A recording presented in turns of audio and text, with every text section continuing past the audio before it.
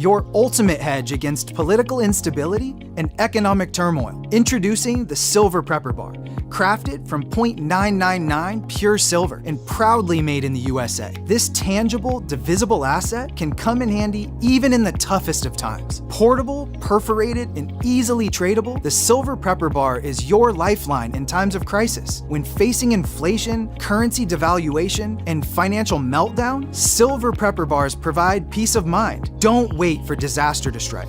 Secure your future today with the exclusive Silver Prepper Bar, the only silver bar on the market divisible into 3 different size pieces for maximum utility, all while fitting in your wallet. The smart choice for savvy investors and preppers alike.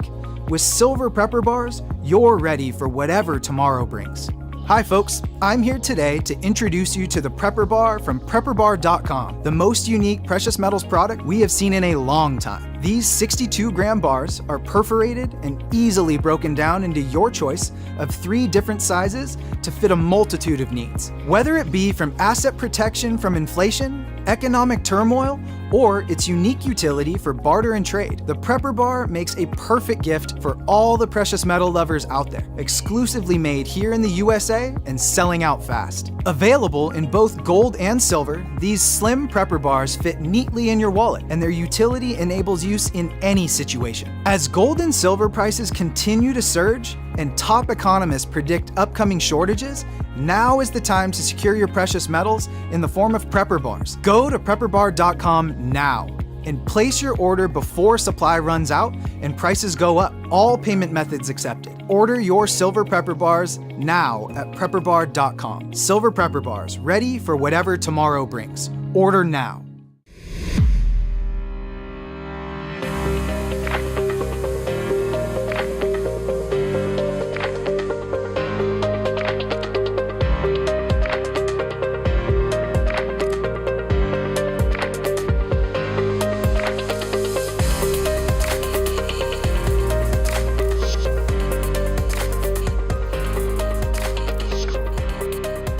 You're listening to the JD Rucker Show. Let's begin. 2 weeks. We have 2 weeks until Election Day. And really, let's call it what it is. It's results day. We've entered a new normal where there's no longer really truly an election day. There's an election month. Millions of Americans are going to the polls today. They're going and voting. They're mailing in their ballots. They're not waiting. They already know who they're going to vote for, allegedly. And they're just, what could possibly happen? What laptop from hell could possibly drop that would have changed the minds of 17% of Democrats had they known about it, had it not been debunked by corporate media, big tech, and the military-industrial complex, the intelligence community, the deep state? Why would we ever wait for Election Day to vote? But I'm not going to be bitter, because here's the thing. I can't be bitter about it. I want to be bitter about it. I want things to be like they used to be, when you would go, you'd vote on Election Day, you'd vote in person. Your ballot was hand counted in many cases, or at least machine counted, but not counted by a computer printout thing. It was like they had these machines; they would count the votes. We had the hang chads of 2,000. Don't get me started there. And the people that would vote early or vote through mail-in ballots, they would always have to have a special circumstance, whether they were infirm or they were in the military, serving overseas, or had some sort of situation that prevented them from going to the polls on Election Day. That's how it was done. And that worked. There was nothing wrong with it. It wasn't a broken system. And yet we changed it. We changed it for the sake of the flu in 2000. Changed it for the sake of whatever. And now Republicans have embraced it. Conservatives have embraced it. I think in a lot of cases because we don't have a choice. In other cases, it's because they're being told to. Donald Trump says vote early. RNC says vote early. All these people are saying vote early. So as much as I disagree with it wholeheartedly, I'm not going to try to change it. I'm not going to sweat about it. That's one of those things that I'm not going to try to conserve, at least not today, not right now. Maybe ahead of an election, a couple years ahead of an election. Maybe we can talk about that, but it's not worth fighting over today. Today, it's the exact opposite. Even if you disagree with it, which I do disagree with early voting, you have to, for whatever reason, we have to promote it. We have to push it. We have to tell people, go vote. If you can vote, polls are open, go vote now. Between now and November 1st, you can vote in Texas or wherever, right? We have to embrace that. We learned our lesson, of course, in Maricopa County in 2022. Maricopa County was a disaster. Prior to the election, you had all the mail-in voting still available. You had all the early voting being done, but Republicans were like, "No, we're going to stand in line. We're going to vote on Election Day in person. Make sure that our ballot gets counted." And as crazy things happened, unfolded in Maricopa County, many people believe that it's unconfirmed, but many people believe that their vote was not counted. They had to jump through many hoops. There's no way they can even know if their vote was actually counted. And as a result, many would argue that the whole reason Katie Hobbs is governor of Arizona and not Kari Lake is because of the shenanigans that took place on Election Day with in-person voting in Maricopa County. So I'm not going to fight it. I'm not going to be the one that says, no, you got to wait until Election Day to vote, and then something like Maricopa County happens in Fulton County or wherever. I don't want to be that guy. I'm not that guy. So for right now, I'm going to embrace, hey, 2 weeks to the election, if your polls are open, go vote. Get your vote in there. Reduce the lines, so to speak. But yeah, I do hate it. But that's the new normal.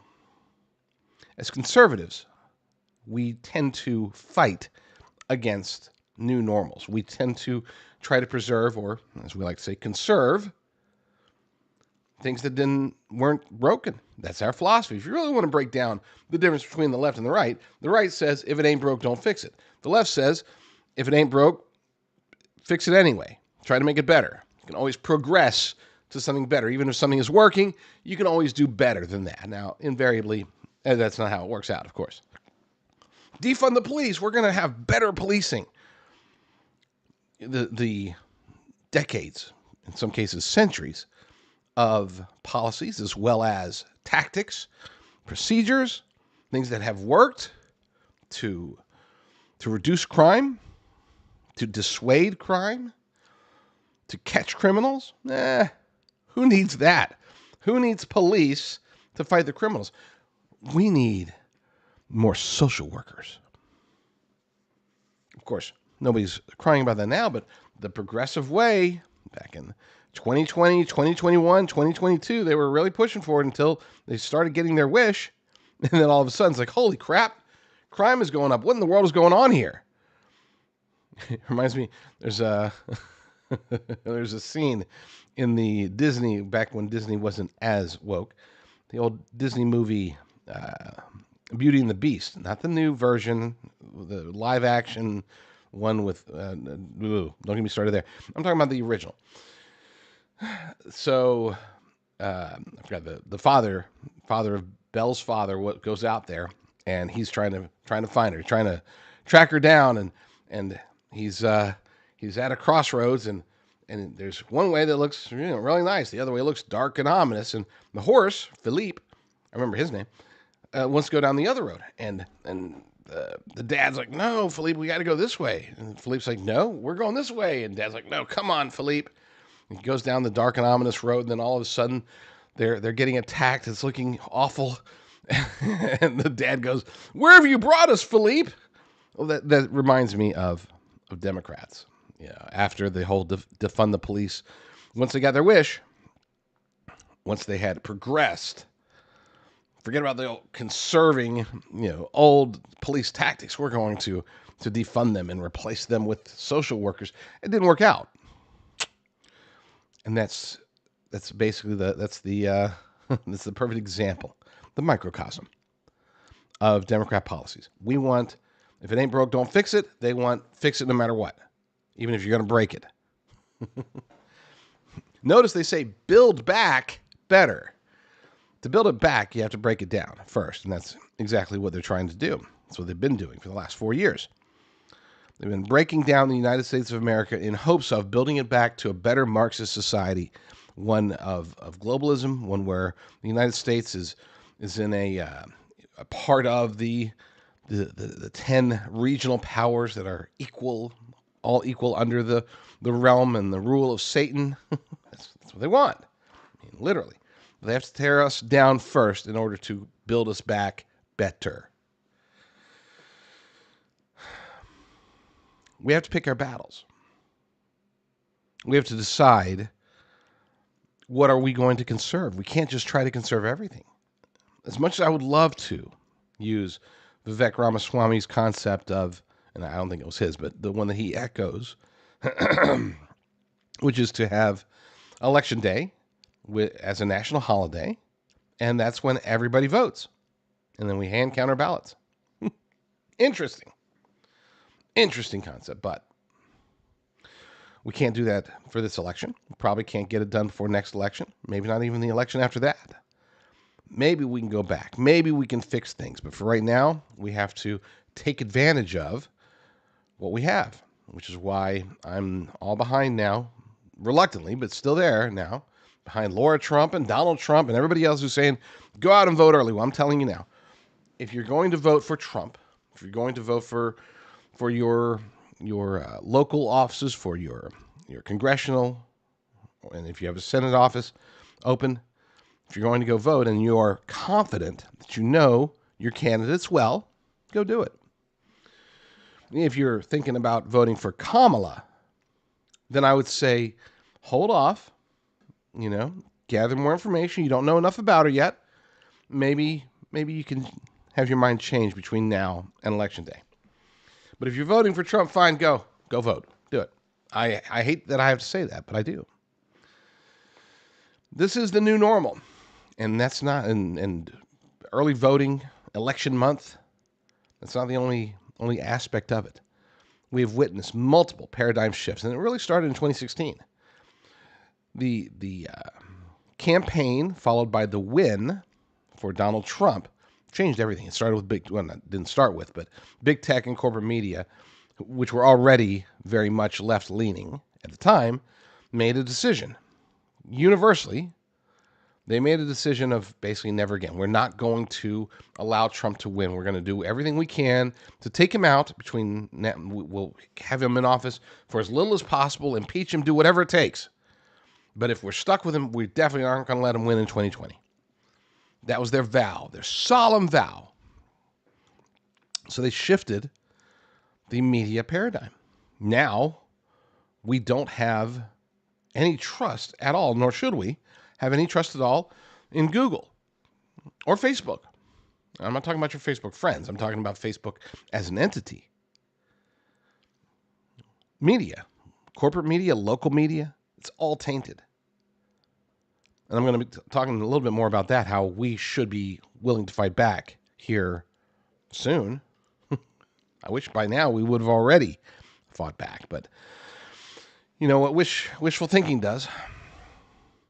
That was the start of the paradigm shift. Then all of a sudden in 2020, we had more shifting. It was a pandemic that changed the world, a plandemic that changed the world. And the majority of those changes were here. Okay. The rest of the world, most of the rest of the world has gone back to normal, at least a variation of normal. They have different problems, but as far as the effects of the pandemic, most other nations, it's in the rearview mirror. They're back to the way things were before the pandemic. Not us. Not us. We're still experiencing the after effects. We're still experiencing the changes in laws and rules, even the crimes. I mean, they just now, I didn't read the article, but I saw an article cross through my feed talking about how there was an arrest made like yesterday about fraud, pandemic style fraud in 2020. I mean, things are still continuing to happen. We're still being affected by it, including with this election. Many of the reasons that we do have early voting, that we do have these various new rules, are leftovers from the 2020 election, leftovers from the pandemic.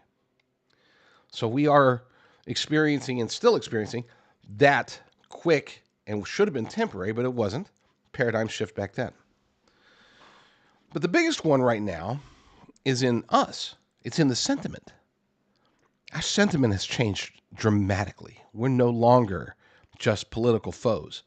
We become mortal enemies with each other. And that's, again, I don't think it's going to change. I don't think it's just Donald Trump, their hatred for Donald Trump, our love for Donald Trump. I mean, is he more polarizing than other politicians? Yes, he is. But the effect on us, I believe, is relatively permanent. When I say relatively, what I mean is it's permanent for a lot of people, and others who might be able to shift back may not. They probably won't. We become addicted to hating each other. You might say, I don't hate the enemy. I don't hate them. But you hate what they stand for. You do, or at least you should.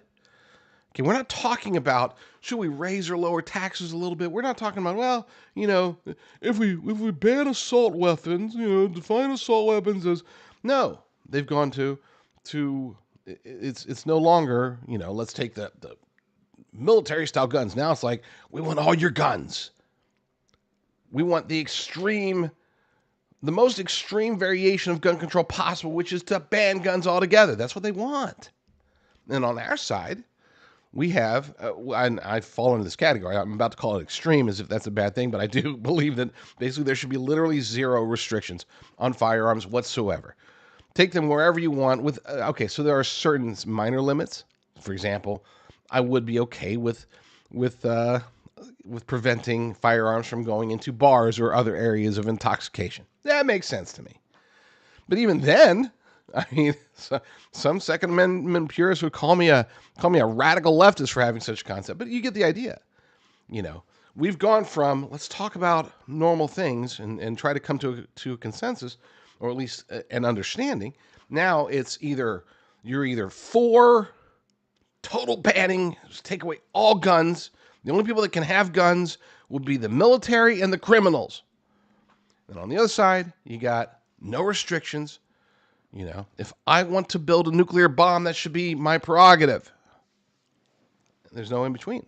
Same thing with abortion. It used to be, let's decide when are we having the restrictions, what should be allowed, and even Democrats were like, well, maybe we should kind of pull back to maybe the second trimester and let's now all of a sudden and the Republicans, by the way, were like, we're going to push for the extreme heartbeat bill. 6-7 weeks in, that should be enough time. They should be able to make their decision by then.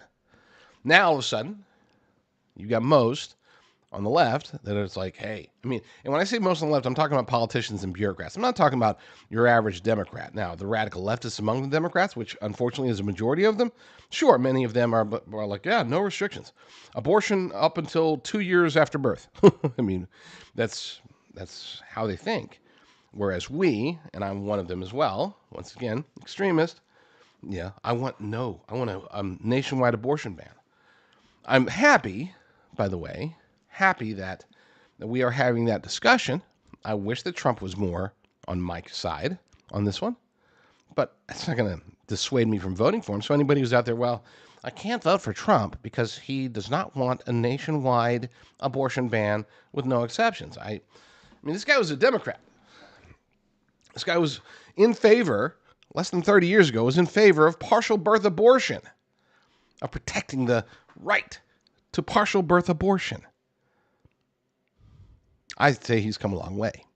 And yeah, as much as I would love for him to be more aligned with the purest form of the pro-life movement, I'll take his federalist approach of leave it up to the states. That's fine.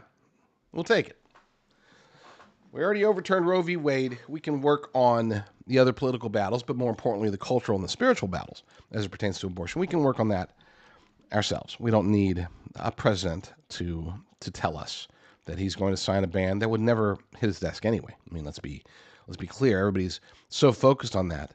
There will be it doesn't matter who gets elected. If Republicans take over, Democrats take over completely, or if it's split between the House and Senate, it doesn't matter.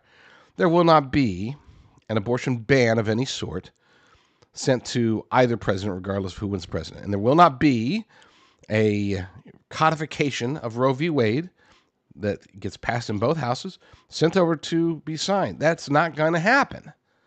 So it's funny that seems to be a primary issue for so many voters, especially voters on the left. It's like, man, the economy sucks. The border crisis is horrible. We keep getting involved in all these wars. I don't know or like or trust Kamala Harris, but she's willing to let me kill my baby all the way up until birth or afterwards. So that's great. That's what I want. They make their decision on a hypothetical that isn't going to happen anytime in the next 4 years. There is not going to be an abortion ban or abortion restrictions passed in Congress and signed by a president. It just isn't going to happen. It can't happen. Wouldn't be able to get around the filibuster. Now you might say, well, but if the Democrats take control and they'll get rid of the filibuster, then they'll be able to do it. Okay. Yeah. In that case, fine. They might be able to codify, nationalize Roe v. Wade, essentially. Make abortions legal everywhere. But that's not going to happen. Even if that does happen, it's still not going to happen because the states will fight back. We're going to end what Trump is proposing, as far as just get rid of Roe v. Wade, which we did, leave it up to the states, which is happening now. That's what's going to happen either way. It doesn't matter who wins. That's why I think it's ludicrous that people are making their voting decision based around abortion, knowing that they're voting based on his opinion, JD Vance's opinion, Kamala Harris's opinion, Tim Walz's opinion, not based upon what they could actually do if they were in office, because there's no daylight. No difference between what Trump will do with abortion versus what Kamala will do with abortion from a practical sense. So and tell people that, by the way. Make sure that everybody knows that, especially if they're like, yeah, you know what, you're right. Border invasion sucks, economy sucks, everything sucks, but I do want my daughter to have the right to abort my grandchild. So I'm going to vote for Kamala. Explain to them that logic, regardless of whether you're pro-life or pro-choice, pro-life, pro-abortion, extreme pro-life, extreme pro-abortion, doesn't matter. Nothing's going to change based upon who we vote for this election cycle. What will change is you can, by the way, you can change my daughter's life, and that's being dramatic. You can help my daughter's charter school out here in California. Of course, we won't send our child to a public school. Not in California, not anywhere. So she goes to a charter school, and her band needs help. And today's the last day, Tuesday, today, right now, you got like hours left until you won't be able to help her. And the way that you can help her is through popcorn. Yes, popcorn. Go to jdrucker.com/popcorn, jdrucker.com/popcorn. Today, Tuesday only, because after that, the popcorn is all gone. And I appreciate it. Her band will get, this will help them go on trips, get equipment, all that good stuff. This will over half, or I think exactly half, of the money goes directly to the band's program. I am a little melancholy today, if you couldn't tell.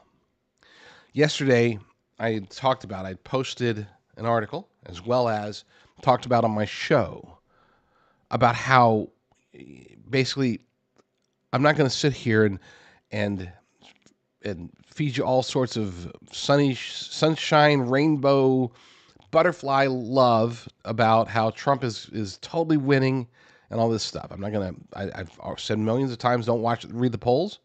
And the funny part is, nobody complained when I was saying, don't pay attention to the polls when Trump was allegedly losing. I said, don't pay attention to the polls. Don't worry, Trump's winning. Fast forward to today, he's moving up in the polls. He's apparently ahead in every swing state. He's ahead nationally. And I'm still saying the same thing. Don't trust the polls. But now all of a sudden, I had so many people yesterday saying that I would say is top 10 most responded to show that I've done ever as far as emails. And you can also respond. You can communicate with me in any way by going to jdrucker.com/talk, jdrucker.com/talk.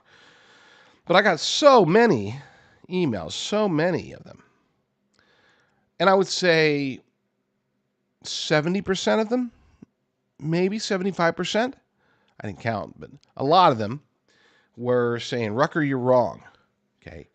Because my contention, what I was suggesting is that we can't get complacent. I'm not going to sit here and focus on rosy stories and talk about how we're doing it, you guys. We're totally going to win. And the reason is because, and I know that we're winning. I know that Trump is winning by a landslide. And I said this yesterday. If we just had legal American citizen eligible voters voting once, being counted one time, if we had a free and fair election, Trump wins in a landslide, possibly all 50 states. Seriously, I mean, his true legitimately could be that much. But my concern is the standard voter fraud that we had back in 2020, as well as 2022, to be clear, which doesn't get covered nearly enough. But now they have tens of millions of illegal aliens, with up to 14% or maybe more of them registering to vote. So no, I'm not excited about our prospects. I do think that they are going to, well, I don't think, I know for a certainty, they are in the process of trying to steal the election. It's not just the media, it's not just bad stories. They're literally trying to steal the election through the deep state, through every aspect. Everybody who hates Trump is trying to stop him in some way, and they don't care if they have to break the law. They don't care if they have to cheat, lie, steal in order to prevent him. They think that anything is justified. Any means necessary. So, yeah, I got a lot of hate mail saying, I had this one that was very thoughtful, by the way, and I appreciate it. I read through all of them. I had this one that was very thoughtful, basically explaining the psychology behind it. So, you know what? Even if you think that stuff, you don't want to speak it out loud, because if you do, you're discouraging people. People need to have positive energy. They need to focus their positive energy and have a firm belief they're going to win because of self-fulfilling prophecies, because of and I think I'm actually mixing two different emails now, but it doesn't matter. I'm not going to out their names anyway. So we'll just say that the general consensus amongst this 75% or so respondents was, don't be so negative, be positive, let's get pumped up. And let's go. And that's why, and I don't disagree with it, by the way.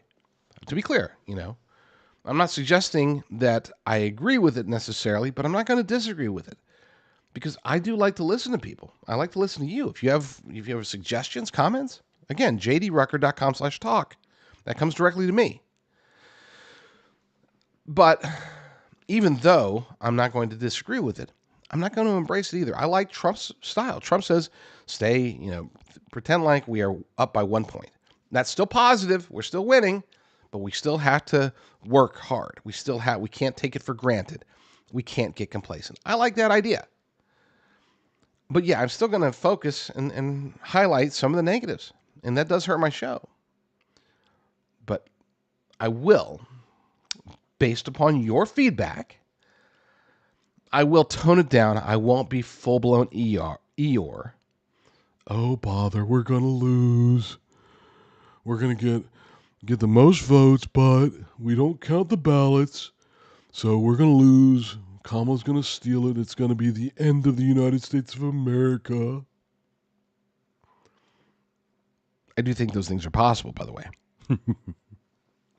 But as I've said many times, it's in God's hands, guys. It's in God's hands. God will determine what happens with the election. It doesn't matter how hard they try to steal it. If God wants Trump to win, he's going to win. It doesn't matter how much we expose their theft, how much we're able to get out the vote. It doesn't matter. We could win in a true vote landslide. If God wants Trump to lose, then Trump will lose. And no, that's not some sort of fate or we have no free will or we don't count or we shouldn't fight. That's not what I'm saying. What I'm saying is that the things that are going to happen from God's perspective have already happened. We'll get into that concept another time. Let me take a short break. When I get back, we'll get to the first story. Gosh, we haven't even gotten to the first story yet. Goodness. For at least the last, 2 years, let's see, it might have been as early as 2021, but at the very least in 2022, we started talking about and noticing and talking about all of the crazy things that were happening with this food supply. I'd be like, hey, did you notice there's been like a sharp increase in food production plants that are just sort of burning up, it's getting sabotaged, blowing up in some cases? And what about all the chickens that are getting culled? And what about all the cows that are mysteriously dying? It's like somebody's attacking your food. I mean, that seemed to be the case, and it has continued to be the case for a long time. This is one of the reasons that the food prices have gone up so much higher, so much faster than other things. Yes, we're experiencing mega inflation, but food is getting it hit hard. It's one of the reasons that we even launched my company in the first place, and we're very happy to have done that. But everything happened, like everything, you can only fight off the inevitable for so long, and so we are in the very, very near future, not sure what day or anything like that, but very soon, we are going to have to raise our prices. And so as a result of this, and I actually have a meeting, I'm not going to say when, but I have a meeting to discuss all of this and how much we're going to raise prices and all that stuff. But in the meantime, as owner of the company, I can still offer what I believe to be a good, awesome deal. So go to worldviewbeef.com, and once you're there, just use promo code JDR. Use promo code JDR to get the maximum discount. As of right now, as I'm recording to this episode, we are at 30%, and we're doing that ahead of the anticipated price hike. So do yourself a favor, do your family a favor, do everybody a favor, and go there now and use promo code JDR. All right, if you're watching on Worldview Tube, I will bid you adieu until tomorrow. Apologies for having a long opening segment. If you are watching on anywhere else, such as jdrucker.rumble.com, just stay right there, because we're going to keep going.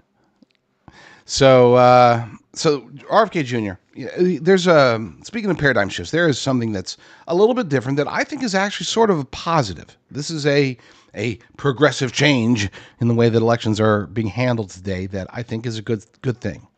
Before, it was always a humongous deal, right? Whenever a Democrat backed a Republican or a Republican backed a Democrat, this was usually big news, and it was relatively rare, but it did happen, especially because there was more centrism amongst elected officials. So we didn't have the extremists like me on the right, as not nearly as many of us, and we didn't have the super ultra mega super totally aggressively woke on the left. Both of these sides are pulling the nation, pulling the ideology of the nation into a more extreme stance, which again I'm not against. To be clear, I want to be clear about that. I think that part of our challenge for really centuries, at least one century, was that we were sort of operating in the murky middle. There was too much bipartisanship. I know that sounds weird, because bipartisanship is supposed to be a positive thing, but it never really was. It didn't affect the American people positively. It allowed for bigger and bigger and bigger government. And that's why, one of the reasons why I'm totally against it. But with that said, we've seen a shift, especially in this exact election cycle, where you have the Liz Cheneys and Dick Cheneys of the world, and other Republicans, never Trump Republicans, who are actually siding with the Democrats. Forget the Lincoln Project stuff, because I don't think that they were ever actually truly legitimately conservatives. None of them. I think they were just closet Democrats who were controlled opposition, and now they're sort of stalling the realization that people should be coming to, which is that they support abortion, which is why they hate Trump. They support gun control, which is why they hate Trump. They support endless wars, which is why they hate Trump.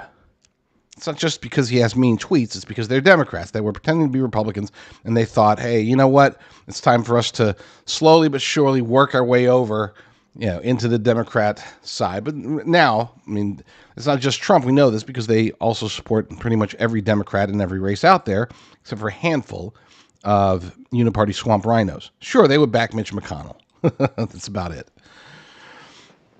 But I digress. So we've seen on our side as well. You've got Tulsi Gabbard.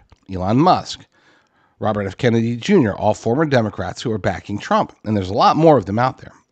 And I've always said, for us to be able to win this election, we need to be able to really solidify the Republican vote, get the Republicans, the conservatives, the Christians excited about going out to vote, but arguably more importantly, making sure that we get the message out to the independents who sway elections one way or the other, get them to realize that the economy sucks and Kamala did it, that the border sucks and Kamala did that everything that we can look at as far as, even as much the Afghanistan debacle, that falls squarely on Kamala's shoulders.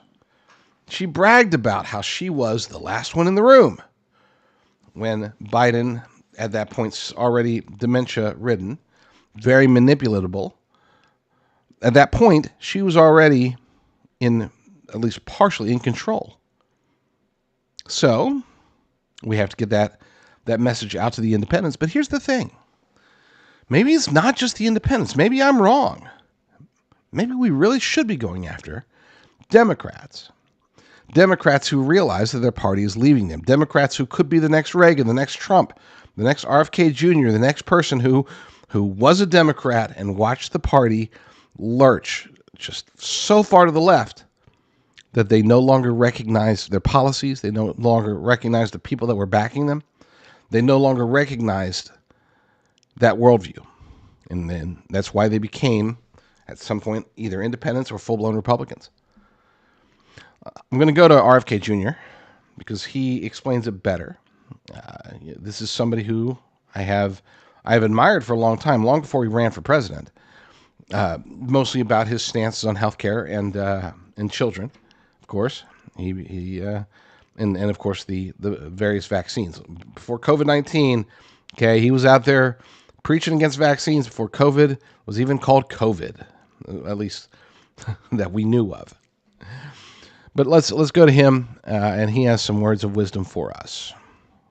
Hey everybody, Robert F. Kennedy Jr. here. If you look behind me, you'll see the Supreme Court building. When Congress and presidents overreach their powers and trample on our freedoms, we the people can challenge them before the Supreme Court. It's the court's job to protect those freedoms that the Constitution guarantees. And our freedoms have needed protection many times in American history, but never have they been under such threat as they are today. Government officials all the way up to the White House have pressured tech companies to censor what they call misinformation. It turns out that most of that information has actually been true. A government doesn't want to tear a man's tongue out to stop him from lying. They tear a man's tongue out to prevent him from telling the truth. It's actually true, it's just information that they don't like.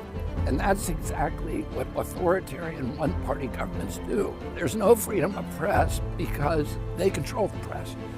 There's no freedom of speech because they control speech. There's no due legal process because they control the legal process.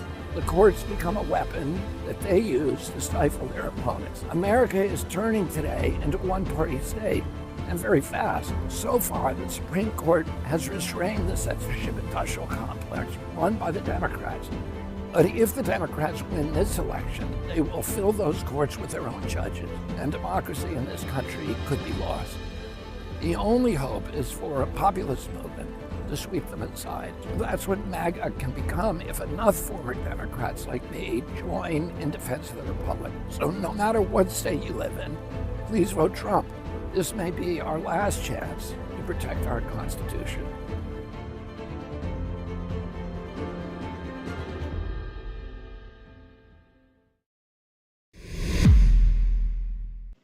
You know what we need? We need somebody like George Soros on our side. The closest we've got, you could technically say that Elon Musk is on our side because he bought X and now he's MAGA. Okay, he did the ultimate rich billionaire move from a media perspective in getting X, but you don't see him out there hitting the other areas like Soros is. Soros is spreading out, whereas Musk made one huge and extremely important purchase. Soros is out there buying radio stations. He's buying newspapers. He's buying district attorneys. He's buying, he's pinpointing little victories. You might drop 50,000 here, 50 million there, but you don't see him dropping 50 billion or even $1 billion on any individual project. That's not his style. His foundation does, but usually even that is more of an international thing and not so much of an effect here in America. But we need somebody like that. We need somebody, a better version of Bill Gates, a conservative version of Bill Gates, for example, or Soros, or whoever. And especially as it pertains to media, because Soros is out there buying up everything that he can. He's expediting it through Biden-Harris regime's various bureaucratic agencies. Pick the one that fits, and he's going to work with them to fast track it because that's what they do. They utilize their power to advance their partisan goals, and I'm not talking about partisan goals as in like their partisan ideology. I'm talking about literally just helping their own party, such as pushing to expedite a foreign entity, very rich entity, buying up and taking control of our media. There are certain things that should be sacred here in the United States of America. And our freedom of the press, that's definitely one of them. But it should be about disseminating the truth. George Soros, anything that he touches is not going to disseminate the truth. It's going to tell lies. And it's funny that the left is so conscious and concerned about misinformation and disinformation. You don't see a single one of them saying, hey, it's kind of weird that a foreign national is going to start to get involved in our media, whether it's, newspapers, television, radio, podcasts, Rumble shows. Be sure to go to jdrucker.com/rumble and subscribe to me there. But I digress. There's an article we have over at jdrucker.com titled, Soros makes another move to control American media. Where are the rich conservatives? It's a good question. I don't know if there's a really good answer. In a blatant display of political maneuvering, the Biden-Harris regime has hastened George Soros' purchase of Odyssey, a behemoth media conglomerate comprising over 200 radio stations across 40 markets. While Republicans are rightfully outraged, one can't help but wonder why rich Republicans aren't following suit in utilizing similar, out-of-the-box strategies to sway public opinion. Senator Tom Cotton recently took to his pen, sending an urgent letter to FCC Chairwoman Jessica Rosenworcel on October 10th. He demanded clarity on why the commission expedited this deal with a Soros-backed nonprofit mere weeks before the election. How can we trust an agency that seems ready to bypass national security reviews for foreign-funded purchases? Now, unfortunately, Republicans, especially in the Senate, tend to do this. Their go-to move, if they can't get a public hearing so they can spit out sound bites for whatever ambition they have going, their second favorite move is to send harshly worded letters to a whole bunch of people that may read it, may not, but definitely won't abide by it. They just send those letters. And maybe if we get that majority, we'll see if it's going to be different this time, but I'm not holding my breath. Other Republicans, like Senator Ted Cruz and Representative Chip Roy, have joined the chorus decrying the politically charged decision, which was allegedly made along party lines in a 3-2 vote. Of course it was. But let's face it, nobody expects the FCC to reverse course here. As Soros extends his reach deeper into media, just as we approach what promises to be a tight race in 2024, conservatives are understandably concerned about what this means to our political landscape. David D. Smith, is executive chairman of Sinclair Broadcast Group. He said, he said, what you now have is a left-wing Looney Tune who has access to millions of people in every market in the United States of America. That's scary. And he's right. For too long, conservative voices have been marginalized or outright persecuted within mainstream media channels, something only amplified by moves like these from unaccountable billionaires, foreign billionaires, wielding their financial power without remorse. And for us, without recourse, because there's just not much we can do. Well, you could stop listening. Okay, but that's not a solution. They don't care if we listen. They don't.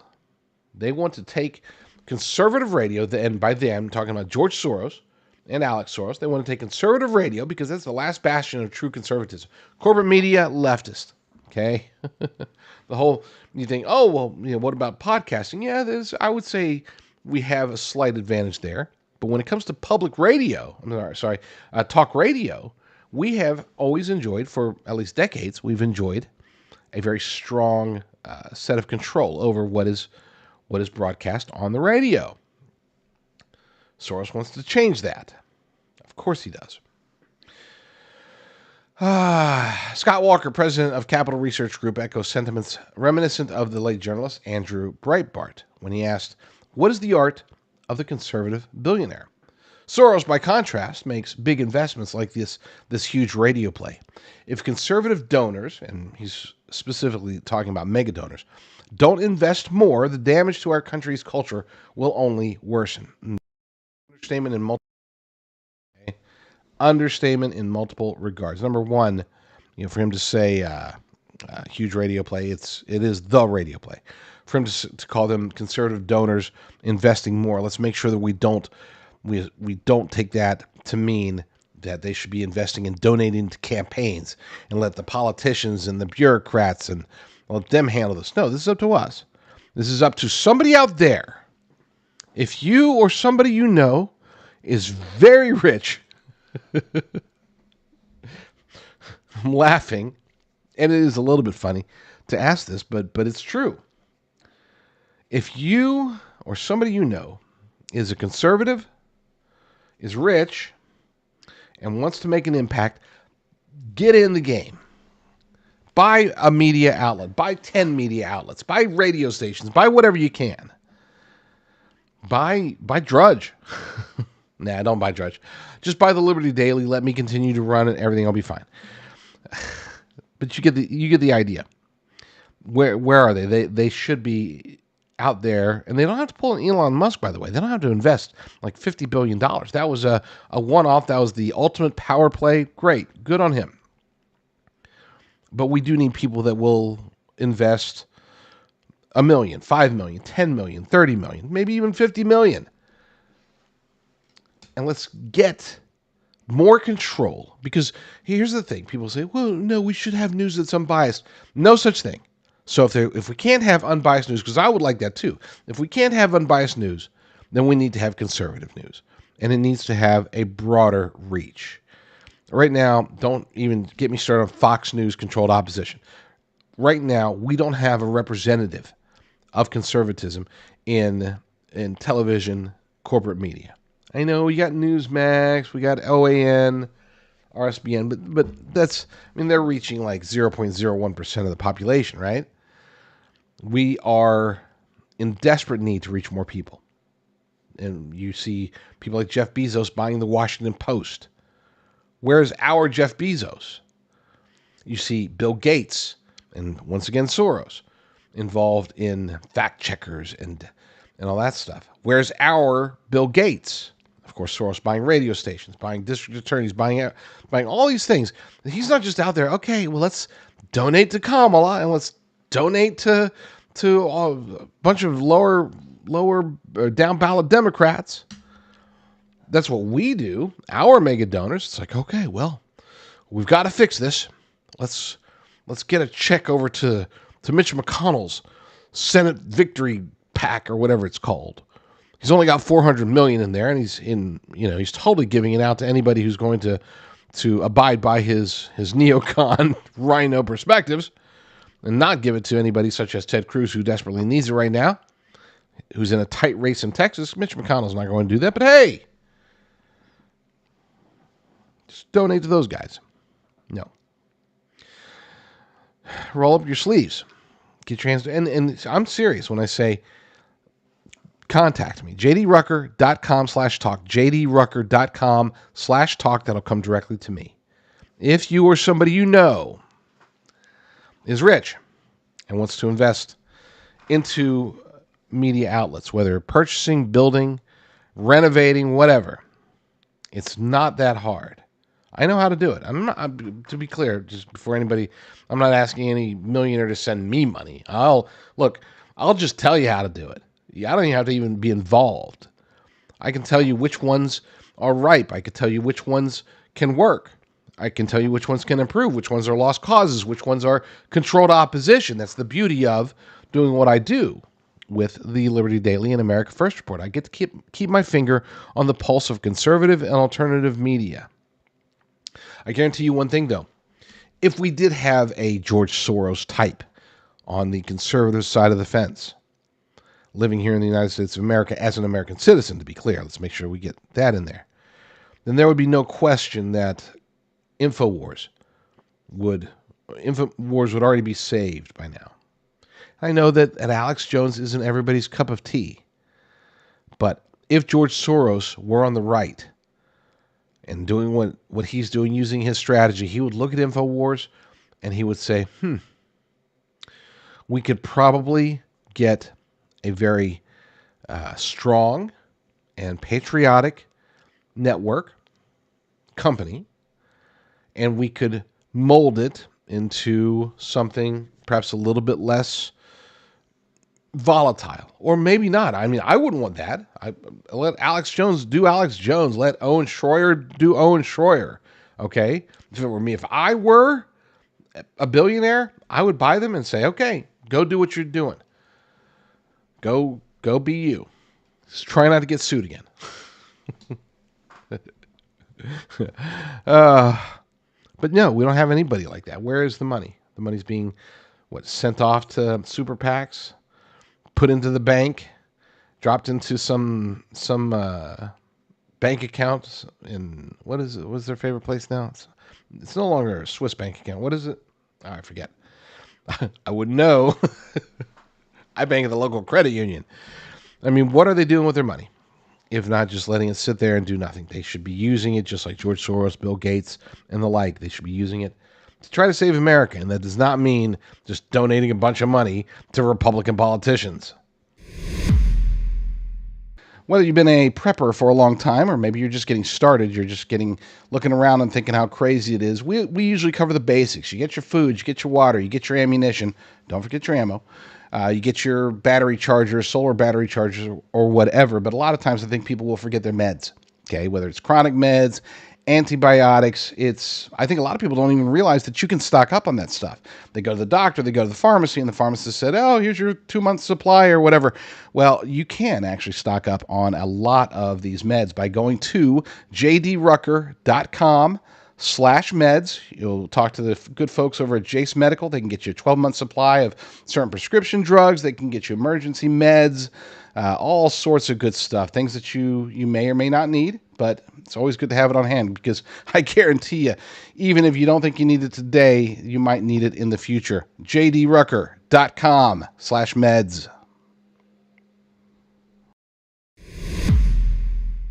Like so many Americans, I am amongst those who are feeling the financial crunch of this awful economy. Lord willing, Donald Trump will soon be back in office and will be beginning the long road to financial recovery. But we still have needs. And one of the needs that I have recently experienced was a need for a new mattress. Well, I couldn't afford a new mattress. I'll just come out and say it. So I did something that I really never thought I'd do. I went to mypillow.com/JDR, mypillow.com/JDR, and I got me one of those My Mattress toppers. It's around $100 or so after you use discount code JDR, depending upon the size of the bed, of course. And it's like, wow, I am such an idiot. Why didn't I get this years ago? I should have gotten this like a mattress or two ago, because it rejuvenates, it replenishes. It is so super comfortable. So mypillow.com/JDR, promo code JDR. Everybody's focused on the election, and rightly so. It is the most important election of our lifetimes, perhaps the most important election in human history. But there are other political events that are taking place as we speak, and they need to be covered as well. January 6th is still being put out there, and I would say it is still an election issue. At least Democrats want it to be, but do they really? The truth is coming out. The truth is coming out thanks to people like Julie Kelly, the great independent journalist, as well as Representative Barry Loudermilk out of Georgia. They are trying to expose the lies of the January 6th committee, the lies of January 6th witnesses such as Casey Hutchinson. Last week we learned that Hutchinson and Liz Cheney were in contact outside of the realm of, and without the knowledge of her attorney, which is a big, big no-no. Now we have even more evidence that shows that they are liars with pants on fire. According to Kelly, Cassidy Hutchinson and Liz Cheney's scandal keeps getting worse. Loudermilk hired a handwriting expert to analyze a note Hutchinson testified under oath that she had composed the afternoon of January 6th. Cheney held up the note, which is part of a statement dictated by Mark Meadows for Trump to post as the events of January 6th unfolded during a J6 committee televised performance. White House lawyer Eric Hirschman immediately disputed Hutchinson's claim and said that he wrote the note. An expert has just confirmed that Hirschman's account is true.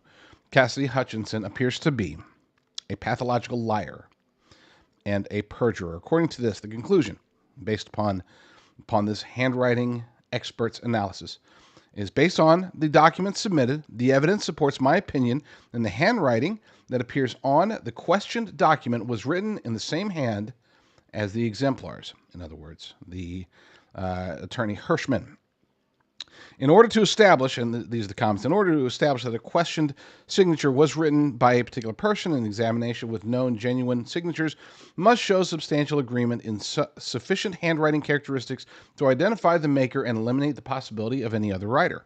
The handwriting characteristics that are evaluated include line quality, yada, yada, yada. Technical stuff.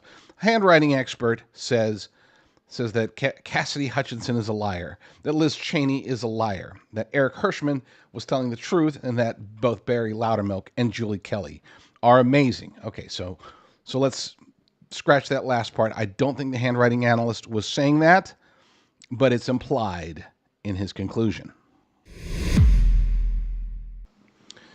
In case you needed a reminder of how badly the cards are stacked against Trump from a corporate media perspective, I want to play a clip for you.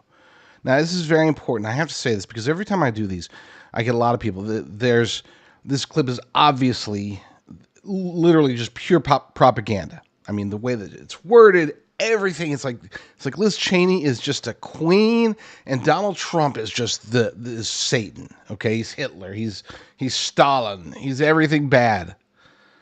Every time I post these videos, though, invariably I get a whole bunch of people that thumb it down. You don't want to thumb it down because then that prevents you from seeing more of our videos. So please thumb it up, not because you agree with the propaganda, but you agree with the notion of letting this video be seen by other people because it is so blatantly propaganda. Okay, just thumbs up. Remember that. Let's play this. I don't even know which corporate media site this is, but whoever.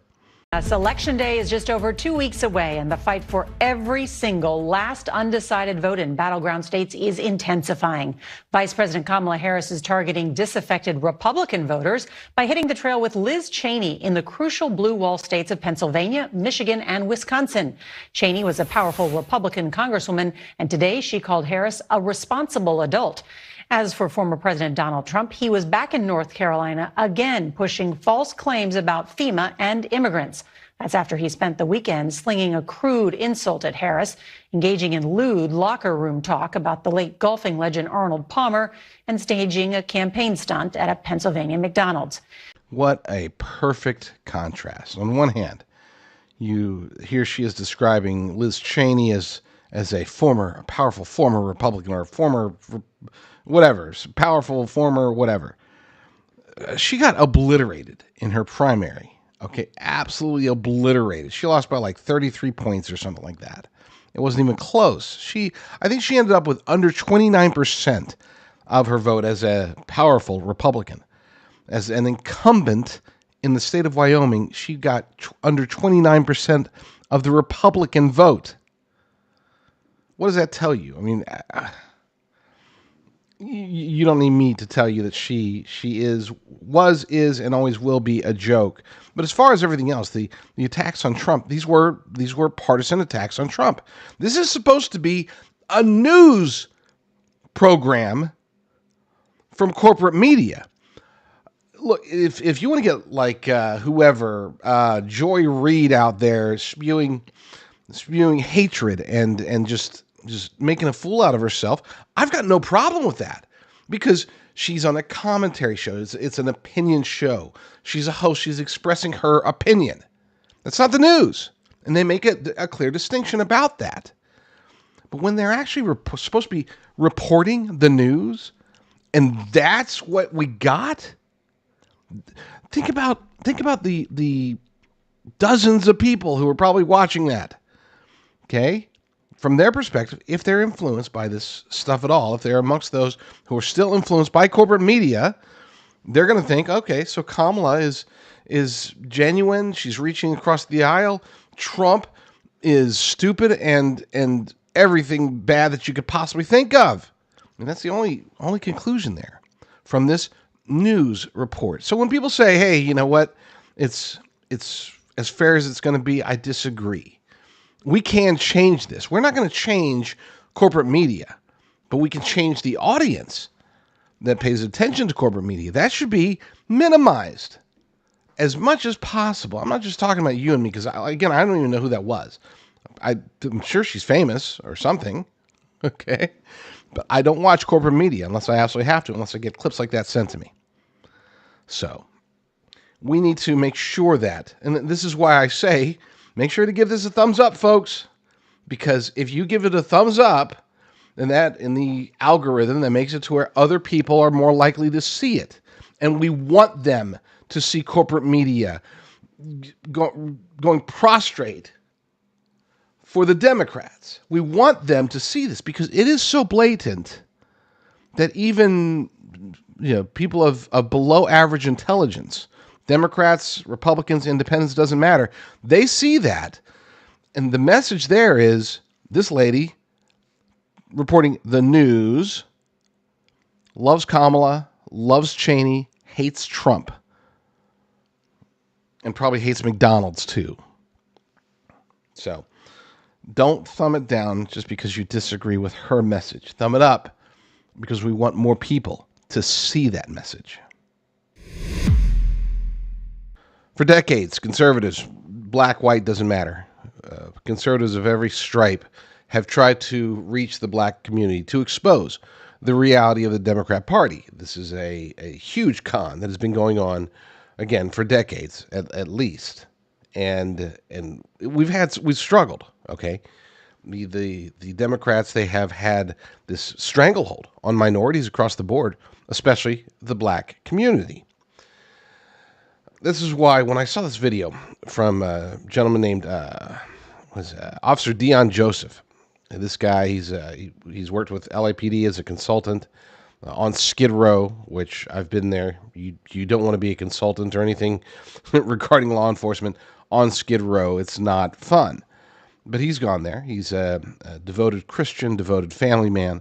And he had some words, possibly, I would say, the best expose of Democrat candidates, not Democrat policies per se.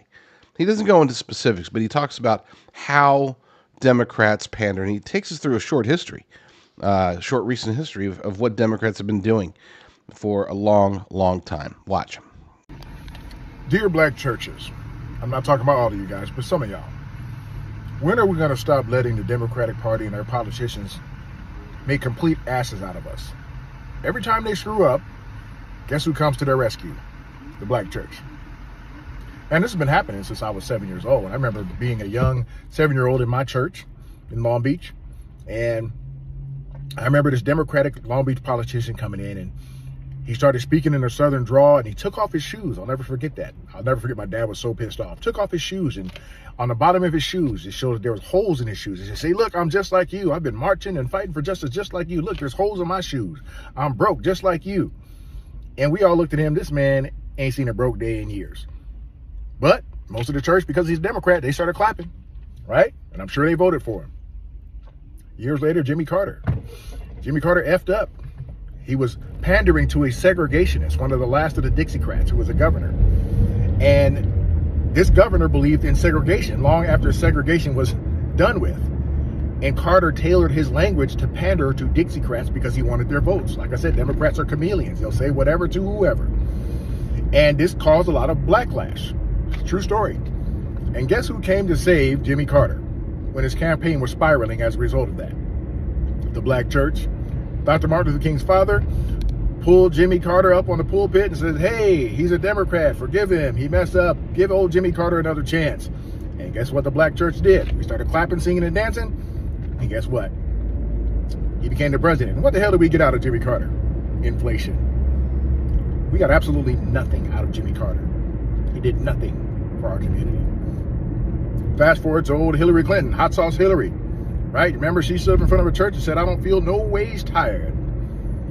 We started clapping. She almost got elected. Thank God she didn't. Thank God she didn't. That Gavin Newsom, I remember he came to my church about 7 or 8 years ago when he was running for governor.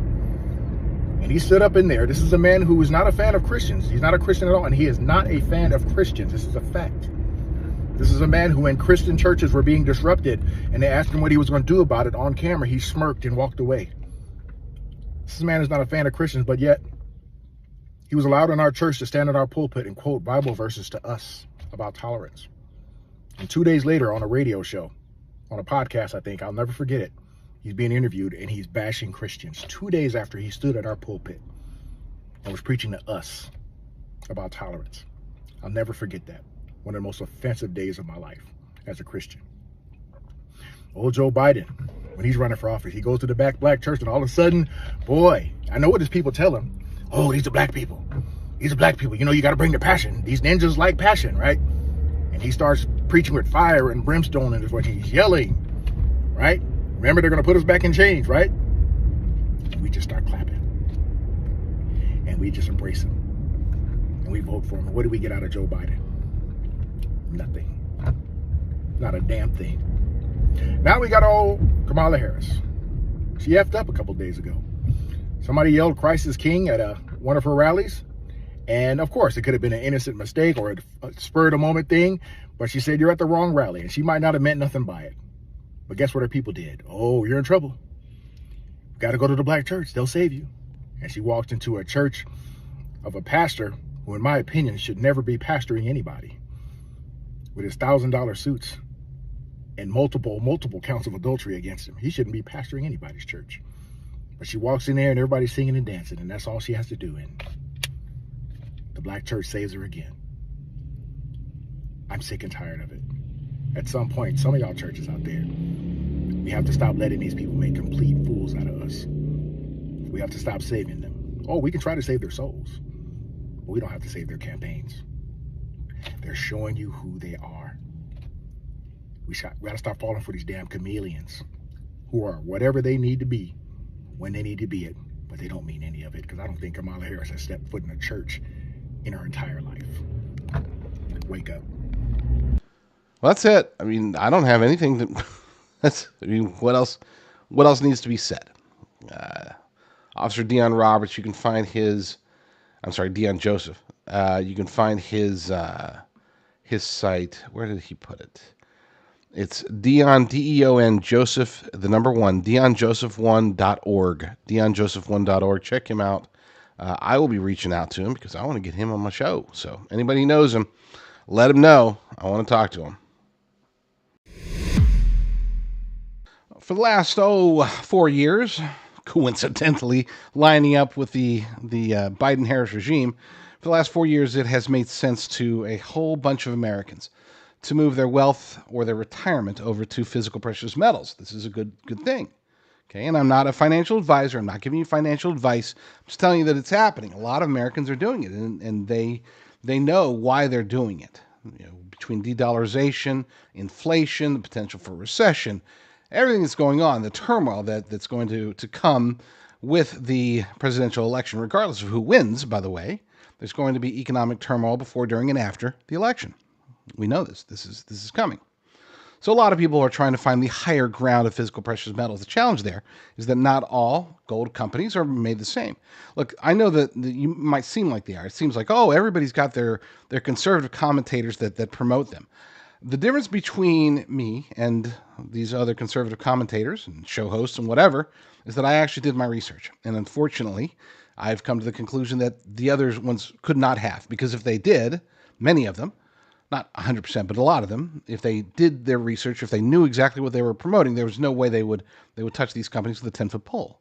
A lot of these companies are promoting their gold and silver, but they're doing so at huge markups. I mean, we're talking sometimes over 100% markup on the gold and silver they're putting into gold IRAs. I work with a faith-driven company, Genesis Gold Group, And they do not charge enormous premiums on top of the gold in order to get you your $10,000 in free silver or whatever gimmick is being pushed. They just deal with you directly, honestly, from a faith-driven perspective. This is the only company I've ever seen in the industry that actually will sit there and pray with you. So check them out. See if they can help you. Go to rumblegold.com, and see what Genesis Gold Group can do for you today. So you take wins whenever you get them, even if they're small wins, even if they don't necessarily make a difference. Unfortunately, that's the case with what Attorney General Ken Paxton from Texas has been able to uncover. He's uncovered it. It's great. He's trying to do something about it. That's great. But we're 2 weeks from the election, and the damage has already been done, at least for 2024. That doesn't mean that he needs to stop. It means that he needs to go faster. So kudos, but at the same time, a little bit of criticism because he's had this in his office since last year. Not making any accusations. It is awfully convenient, at least for Act Blue, that this action is being taken now, after the fact, after, again, the damage has been done, and it is irreversible damage. Talking specifically about what's called straw political contributions. And this is something that we've talked about. James O'Keefe, I think, was arguably maybe the first person to uncover it, at least his team. First people to uncover it last year when they had determined there were people, many people, like hundreds, thousands, maybe tens of thousands of Americans, unsuspecting Americans, who are having political donations made in their name with their address on public record, and they're they have no idea. What happens is this. Let's first walk through the process. So Act Blue or somebody, I'm not accusing Act Blue directly because it's still possible that some other bad actor working through Act Blue, without their knowledge, it's possible, unlikely, but possible, that some bad actors are collecting lots of money from foreign interests, foreign millionaires, billionaires, corporations, governments, whoever, as well as domestic abusers, we'll call them corporations or rich people of some sort, who have a lot of money, who are able to donate more money than what they're supposed to be limited to donate. They put this into a pool, and then this pool gets distributed using these straw contributions. They take, Sally Sue in Hoboken. Okay, she donated to Act Blue for Barack Obama back in 2012. Okay, and once she's in the system, now her address, her name, and all of her information is there for public record. Shows that she made the contribution, and now they can continue to make contributions in her name. Just keep small contributions, keep them under the radar. But these small contributions add up, especially because they are making these contributions oftentimes multiple times every day for years. James O'Keefe and his team, they went and knocked on doors and said, "Hey, Sally Sue from Hoboken, according to our records, you've donated $75,000 to various Act Blue causes over the years." And invariably it's just like, what? No, I live on Social Security. I donated like $15 to Barack Obama a decade ago, and that was the last time I made a political donation. Well, according to the official records, Act Blue has been used to donate in your name with your home address, your employment, your employer, and employment status is on record, and you continuously make donations every single day. $10 here, $30 there, $150 here, $15 there. You're donating to this guy, this girl, this cause, this Planned Parenthood, whoever. You're donating to all these people. And she's like, "Oh my gosh, no, I have not." Now, the money isn't stolen from her. This money, again, is being used. She's being used to make these straw contributions. And this is happening over and over and over again. I would argue that it seems almost certain, but we'll call it likely, that the huge billion-dollar war chest that Kamala Harris has been able to accumulate, and that so many of these huge, small donations to Democrats and to left-wing causes, that a good chunk, maybe even most of that money is coming through illegal means, through straw contributions. Some random billionaire, not random, but some radical leftist billionaire decides, I want to pop I want to pop $500 million into this campaign or these campaigns. And I want to distribute it to all these various places. And they say, okay, well, through our straw system, it will take us approximately 8 months, we'll say. We'll throw your donations in there into the kitty, and then we'll use whatever, prepaid debit cards or something untraceable. Can't be traced back to you. Your money's just going, and we're going to have Sally Sue donate 15. We'll have Bobby Bill donate 12, whatever, and they just keep this going. This is the racket. And this is how Democrats are able to raise so much money from people who are broke because of these Democrat policies. But allegedly they're donating more than they make to Kamala Harris and the like. That's the system. So let's go to Ken Paxton, again, the Attorney General for the great state of Texas. He says, apologies for that. He says, our investigation into ActBlue has uncovered facts indicating that bad actors can illegally interfere in American elections by disguising political donations. Sorry, let me just turn this down. There we go. Okay, apologies for that. Always turn your phone down. It is imperative that the FEC close off the avenues we have identified by which foreign contributions or contributions in excess of legal limits could be unlawfully funneled to political campaigns, bypassing campaign finance regulations, and compromising our electoral system. I'm calling on the FEC to immediately begin rulemaking to secure our elections from any criminal actors exploiting these vulnerabilities. Now, in the past, I've been critical of Paxton and his team because they were able to uncover quite a bit, and they were able to generate rules that really did not stop anything. They made it, well, okay, well, if you're going to use a credit card, then you got to use the, you have to use the not untrackable. It's the CVV number, right? They can't store that information. So if new people are going to come in and make contributions, they have to be able to use that number. All that does is change the way that the system works, but the system would still work under those circumstances. And I was critical. I did a show, 3-4 months ago about it, maybe even 2 months ago, saying this doesn't do anything. Everybody's cheering. I don't know why they're cheering. Well, this here is worth cheering because, as he said, the FEC has been very reticent to act upon the information that he's provided to him. Now, not acting upon it is untenable. I would say it would be criminal. Here's his press release. Investigation into ActBlue by Attorney General Ken Paxton uncovers large numbers of suspicious donations made through obscured identities and untraceable means. And they demand, the Office of the Attorney General demands FEC action. Paxton sent a petition for rulemaking to the Federal Elections Commission detailing how suspicious actors appear to be using ActBlue's political fundraising platform to make a large number of straw political donations. He does not go into the details, but I would suspect that we're talking about in the millions, maybe tens of millions, and possibly hundreds of millions of dollars. In December 2023, Attorney General Paxton opened an investigation into ActBlue to determine whether the platform's operations were compliant with all applicable laws. In August 2024, Attorney General Paxton announced that, due to the investigation, ActBlue began requiring donors using credit cards to provide CVV codes, a common security measure. And again, when that news broke in August, I ripped on it. I'm like, this doesn't do anything.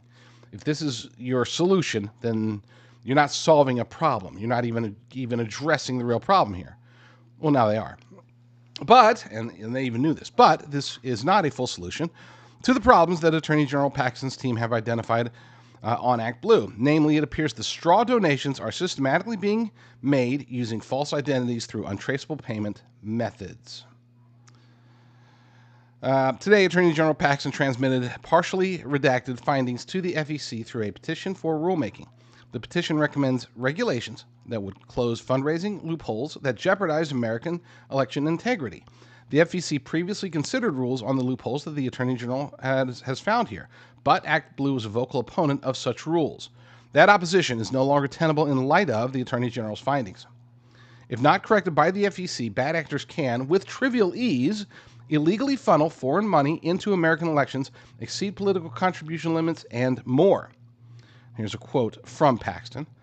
says, our investigation into ActBlue has uncovered facts indicating that bad actors can illegally interfere in American elections by disguising political donations. It is imperative that the FEC close off the avenues we have identified by which foreign contributions or contributions in excess of legal limits could be unlawfully funneled to political campaigns, bypassing campaign finance regulations and compromising our electoral system. I'm calling on the FEC to immediately begin rulemaking to secure our elections from any criminal actors exploiting these vulnerabilities. Now, to be clear, does this impact Kamala Harris? Absolutely not. Zero impact. Money's already there. They can't trace it. They can't take it back. Now, we could demand, especially if Paxton does release the amounts, if he shows how much he was able to uncover, and if they can extrapolate how much there really could possibly be, it's possible that we could pressure her, but I doubt it. They're going to say, look, there's nothing we can do. We had nothing to do with this. And I do believe that to be the case. I don't think they're sitting there, Kamala's campaign is sitting there saying, okay, ActBlue, talk to Michael Bloomberg, and we need another 10 million. Okay, Michael will get it sent, and then you guys filter through who, and like, that's not happening, okay? They're careful. They keep degrees of separation. All they say is, Kamala, we got some money coming your way. Don't ask any questions. She's like, okay, thank you. People love me. They love all the joy. Wow, that's not even anywhere in the same realm as a proper Kamala impersonation, but you get the idea. Bottom line is this, is this good? Yes, this is good. It won't affect 2024. That's unfortunate. Hopefully, though, Attorney General Paxton will keep pressing. Hopefully others, attorneys generals, will join the fight. Hopefully we can finally end this loophole, because this loophole is destructive to the United States of America. Even if, let's say this was happening and Republicans are doing it, I would still be 100% against it. You cannot allow foreign monies to interfere with our elections. You cannot allow super rich people or corporations or whoever to exceed the limits. The limits are there for a reason, okay? The limits are there so that Elon Musk can't just say, hey, I got enough money. Here, Trump, here's $50 billion. So I want you to run commercials on every single channel every day, 24/7. Okay? We don't want a world in which the ultra rich can control the messaging to the point of we no longer have any semblance of accurate information. And again, right, left doesn't matter. Republican, Democrat doesn't matter. The point here is that if you want, and I'm against political contributions altogether, to be clear, but if you really want a proper race, you really want things to be the way they're supposed to be, you keep it limited to just actual, real, live American citizens donating their small donations, and let's see who's really able to outraise who. I was absolutely shocked yesterday. Shocked, I tell you, when I was talking to a friend out here in California. This guy is a staunch Republican. I wouldn't necessarily call him a conservative. He's a Fox News Republican. Always votes Republican. You know, back Trump, back Bush, doesn't matter. You know, if they've got an R next to their name, he's going to vote for them, right? And so we were talking. I asked him, you know, if he's had looked at any of the down ballot races. He's like, yeah, not really. I'm not that interested in this year's election. I'm like, what do you mean? And we talked about it fairly thoroughly, because he was sort of avoiding the topic, and I really wanted to know, why would you not vote this year? And he said, look, Trump's not going to win the state of California, and there's going to be chaos, okay? I just don't want to deal with it. I don't want to deal with going out there and dealing with potential whatever. I'm like, wow, that's kind of cowardly of him, but hey, it is what it is. And I didn't press it. Not because I'm shy about pressing it, but he started asking about my kids, and here's a life hack or rule, I guess you could say, mostly for women out there. When a man starts asking about your kids, it's because he wants to change the subject. Whatever subject you're on, he doesn't want to talk about it, so he's going to say, so how are the kids? it's a man trick. Anyway, I'm going to get emails now. People are going to say, that's not true. Anyway. So I didn't press it, but in retrospect, I kind of wish I had. And I want to give you 4 quick reasons, very brief, 4 brief reasons why I don't care where you are. I don't care how deep red or deep blue or deep purple or deep anything your state is, or how how concerned you are about possible shenanigans on election day. Vote. Vote, period. You need to. And here's 4 reasons. Number one, it is, we can talk about civic duty and all this other stuff, but really, it is an honor. It is a privilege that billions of people across the planet don't have.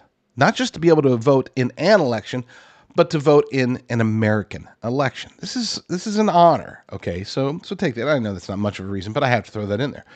Number two, we don't know reality. We know we can watch the polls, and I don't. I don't like watching polls because they suck. They're usually wrong. I can tell you by sentiment because the polls show, for example, in California that obviously Kamala Harris is going to win because it's Kamala. Democrats always win nowadays in California. But I look at the sentiment. I look around me, and I don't feel that. I feel like Trump's got a chance. I think that Trump's got a chance of winning the election in every single state. I'm not saying it's going to happen. I'm not predicting that. I'm saying that, man, I don't see any Harris Walls signs out there. I don't even see any bumper stickers, and Californians love bumper stickers. But I do see Trump. I do see JD Vance. I do see even local politicians. I see more for the first time, and I've been out here in California for nearly 2 decades. This is the first time that I have seen this sort of enthusiasm. Again, I'm not predicting that Trump's going to win California. I'm just saying that I wouldn't be shocked at all, okay? Number 3, and this is an important one, this needs to be a mandate. We need to do more than just win the Electoral College. We really, truly, legitimately need to win the popular vote. We do. If Trump wins the popular vote, especially if he wins it by a significant margin and wins the Electoral College, that will help our nation. That will send a message, multiple messages, okay? In the postmortems, and I would love to read the postmortems that are posted after the election, assuming that Trump wins. The postmortems from the left, they're going to be talking about how wokeness sucks. They're going to be blaming it on the radicals. They're going to be trying to bring some sensibility back to the Democrat Party. And that's a good thing, okay? This isn't just about winning elections. It's about changing the nation, changing the culture, getting us back in, at least partially, back in the right direction. And a popular vote win on top of an Electoral College win, that would be phenomenal. Okay, it truly would be phenomenal if we can make that happen. And that means that whether you're in a deep red or deep blue state, it doesn't matter. Vote. Vote. Get your name on the record supporting Donald Trump and anybody else that you like. Which brings me to the 4th reason, and this is the most important reason. Down ballot races affect everybody. Okay? The down ballot races are more important to you and your family than even the presidential election. I know most of you probably won't believe that. But your city council members, your school board members, your mayors, your county officials of various sorts, and yes, your state legislators, they all of them, have more direct influence over your life, over your property, and over your family's life than president or Congress. Okay, we obviously focus on the national races. We focus on the D.C. races because that's what we've been trained to do. But in reality, those down ballot races, you really want to make a difference for crime in your city, your county, focus on your sheriff's race. You should be very good friends with your sheriff or members of your sheriff's office, especially if you're in a lightly populated area. It might be a little bit tougher if you're out here in like where I am. But if you can focus on those down ballot races and campaign for those people. Okay, if you got good people to campaign for them. If you don't have good people to campaign for, then try to work on this every election. This should be a primary, far more important than even the presidential election. I know what you're thinking. To say that is, it's contrary to what we're seeing and what just about everybody else is saying. I'm not trying to downplay the presidential election. I'm just saying that your local politicians have a direct influence over your life. So you should be paying a lot more attention to it than you probably are today. I'm Jonathan Rose, CEO of Genesis Gold Group. As Americans, we work hard every day to provide for our families and ensure their future. But with the uncertainty facing our economy, it is more important than ever to safeguard your wealth and protect your retirement savings. Educated investors look to safe haven assets to shield themselves from the economic storm. Tangible assets like gold and silver can provide stability, security, and most importantly, peace of mind. In 1997, the Taxpayer Relief Act allowed Americans to hold physical precious metals like gold and silver in their IRAs for the first time. Today, Genesis Gold Group helps our clients transfer existing IRAs, 401ks, and other retirement accounts into physical gold and silver, tax and penalty free. With thousands of satisfied clients, 5-star reviews, and fully accredited with the Better Business Bureau, our experienced team is here to help you navigate the process. Start to finish, now is the time to educate yourself on the importance of a diversified portfolio, including tangible assets like gold and silver. Call now to receive our free wealth protection kit and digital dollar defense guide. Call now and we'll include our extremely popular silver prepper bar free when you open your account. Add it to your IRA or have it sent to your home. Call Genesis Gold Group today at 800-200-GOLD. Prepper bar only available through Genesis Gold Group. So I appreciate everybody's viewership. We are trying our very, very best. And I'm going to try to give a full commitment to making sure that we get this show out there every single day, Monday through Friday, at least, at 11 a.m. Pacific, 2 p.m. Eastern. We are also considering doing an evening show. So I wanted you to give me some feedback on that, not just whether or not we should do it, maybe some topics, and then also what times. What times are best in the evening? I don't know. It's been so long since I've done an evening show. It would be shorter, but we'll see. So give me a holler. You go to jdrucker.com/talk, jdrucker.com/talk, or you can hit me up on X. I have open DMs, so hit me up, x.com/jdrucker, and we'll see. We'll see. We're trying to expand the show's reach. We're trying to do what we can to reach a broader audience. Not that I have anything against you all for watching. God bless you for watching, because we need as much truth being promoted out there as possible. Lord willing, I will be back very soon with another episode, but in the meantime, you all stay strong, stay safe.